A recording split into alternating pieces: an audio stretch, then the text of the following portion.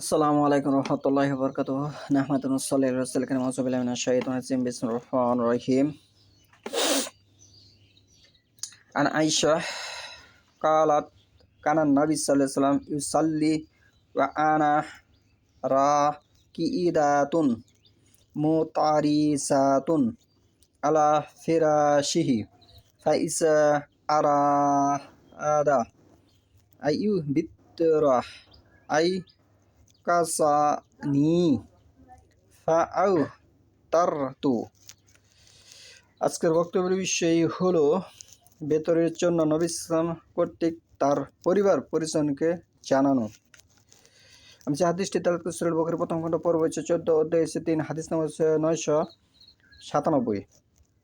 আয়েশা রাদিয়াল্লাহু হতে বর্ণিত, তিনি বলেন, নবী ইসলাম রাতের সালাত আদায় করতেন, তখন আমি তার বিছানায় আড়াআড়ি ভাবে ঘুমিয়ে থাকতাম। অতঃপর তিনি যখন বেতর পড়ার ইচ্ছা করতেন তখন আমাকে জাগিয়ে দিতেন এবং আমিও বেতর আদায় করে নিতাম।